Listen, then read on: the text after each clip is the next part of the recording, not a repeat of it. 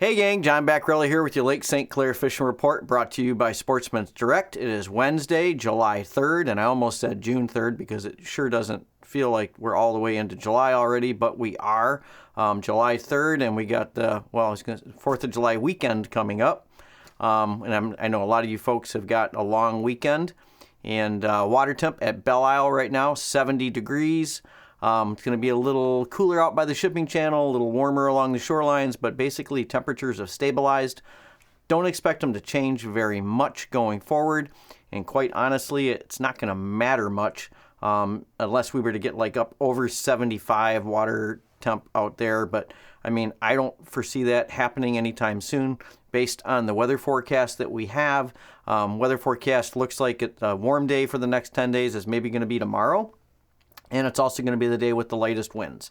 So, but then after that, we're just going to kind of settle into a nice pattern. I don't see any big blow events on the horizon, and that shouldn't surprise you because when you get into these stable temperature patterns, usually you don't get too much in the way of big wind events blowing in the real cool air like we just had, or blowing in, hot air like we just had before that, because it's been a big roller coaster ride temperature-wise. But it looks like we're going to kind of stabilize here into just some really nice summertime temps and some summertime conditions.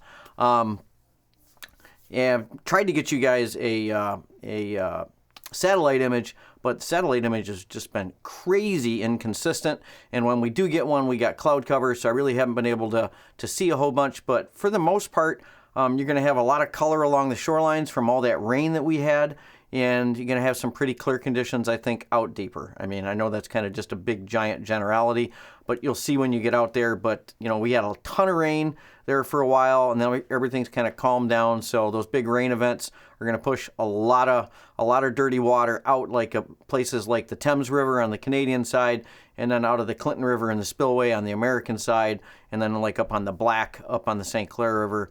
But those mud lines are kind of your friends.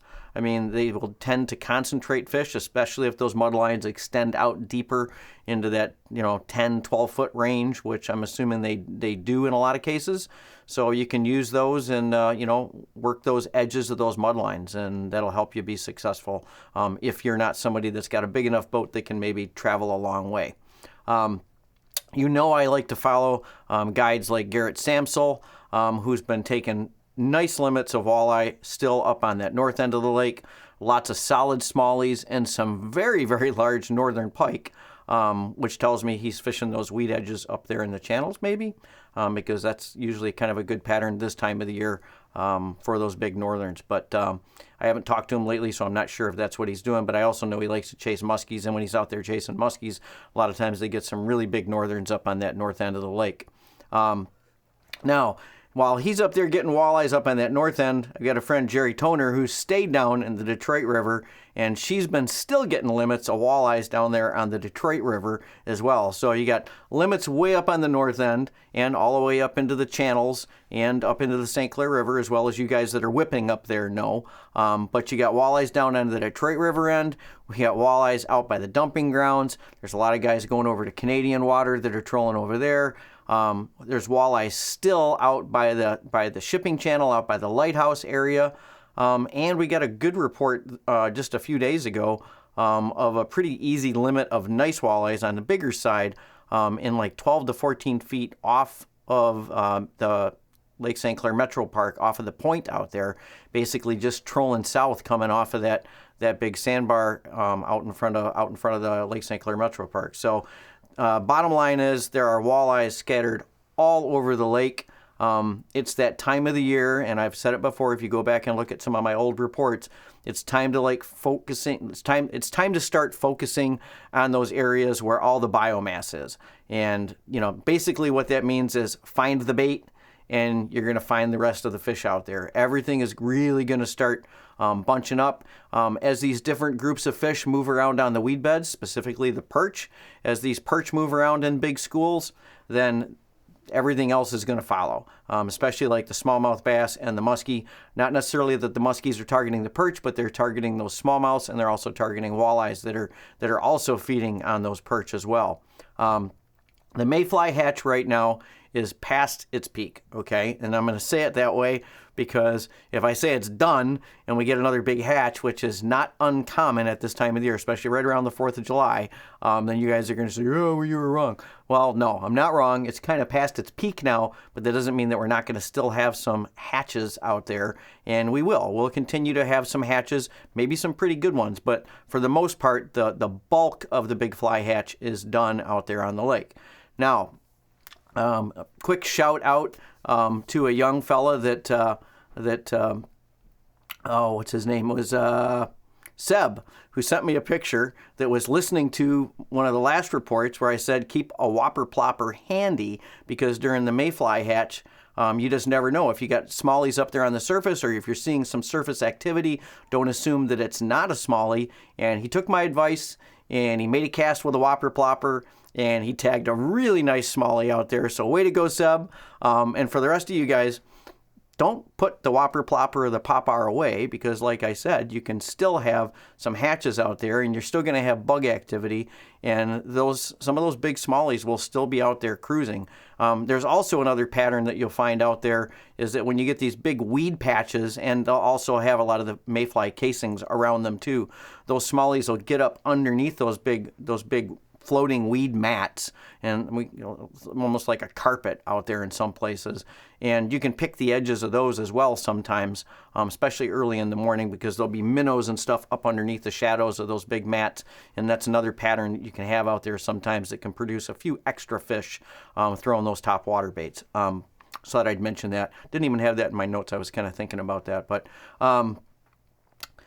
there's also guys like Joe Bauer out there, and what Joe and I were just talking about is, it's kind of time to kind of move out and about finding that biomass out there. I know you guys have been getting a lot of fish in shallow, but that is really going to start getting, less and less quality, and there's going to be a lot more fish out deeper now, and including smallies all the way out at the shipping channel and up in the channels and the cuts as well up on the north end of the lake too. So it's really time to start focusing on those normal, traditional summer patterns out there and forget about all that spawning and post-spawn activity, because we're like post-spawn now for most of these fish out here on the lake.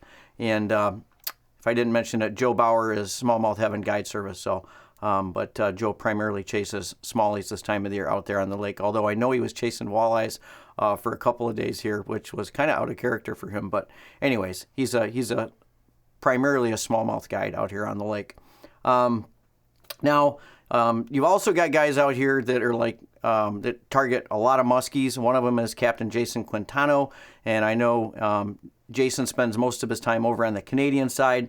They've been getting some really nice muskies over there this year, and it's not just Jason. I've talked to a lot of other customers, and it's been a good year so far for muskies. The guys are very optimistic that it's going to be a very strong year over there. But if you don't have a big boat, or you don't want to go into Canadian water, you don't have to, because you also got examples of guys like Mike Coleman, who fishes from a kayak over here on the American side, and he's actually a really new muskie fisherman, especially muskie as far as fishing from a boat. He fishes and used to fish in the fall a lot from shore, which has kind of started his his love of chasing those toothy critters out there. But now Mike is out here targeting them, and he's trolling in his kayak for muskies, and he's catching them very regularly, which is quite impressive. And he's fishing sometimes up on the north end, up by Selfridge, sometimes down here off of the Crocker Road launch out in front of the spillway. And he's been doing pretty darn good. So that just goes to prove the point that you don't have to go all the way to Canada, and it doesn't have to be the fall to catch muskies over here on the American side. Now, there are other toothy critters out here, and I got a picture sent to me by Dustin, who's one of the guys that follows us out there on YouTube. And Dustin got a pretty darn big bowfin. And this is another kind of toothy critter, and it's one of those toothy critters that really doesn't get any love at all by most people, but they are definitely a very aggressive feeder. They will hit topwater baits. They will crush a crankbait. They will destroy a spinnerbait. You can catch them on worms. You can catch them on live bait. They're generally a fish that you're going to find, like especially at the Lake St. Clair Metro Park back in the marsh.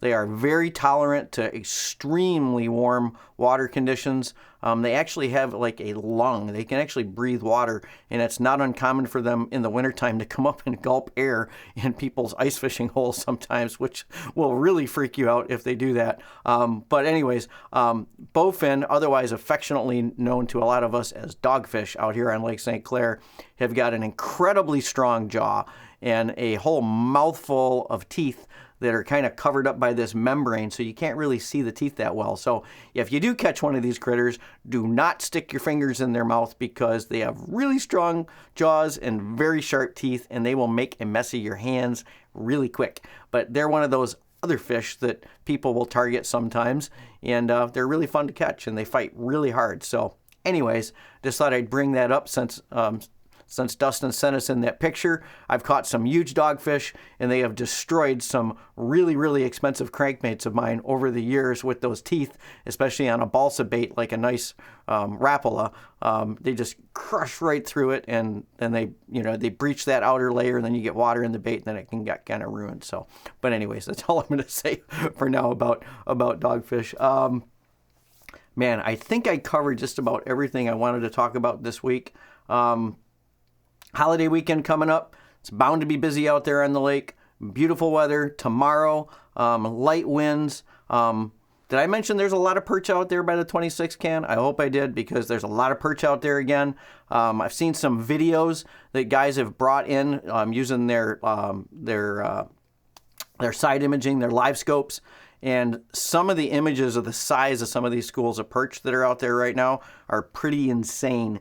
It's kind of like, what do they call that when the birds, when they're getting those big giant flocks and they're kind of moving all over the place in unison? I've seen some of that kind of action on some of these videos of these schools of perch, which is wild. So just some of these schools just are immense with tons of fish in them. If you use some of the advice I gave in some of the last reports, like especially drop shotting for these fish, those big perch really like to chase those baits. So drop shot, keep it moving, cast away from the boat. Haven't talked about it in a while. Slip bobbers, don't forget slip bobbers. That too will help you get away from the boat to get some of these bigger fish, especially if that water is really clear out there. And it could very well be very clear out by the channels. So with that said, get out. Enjoy the next 4 or 5 days. Looks like we got great weather, and take advantage of the great fishing out there on Lake St. Clair. Hey gang, if you like our content, hit the little subscribe button and the bell icon, and you'll be notified as soon as we put out new stuff.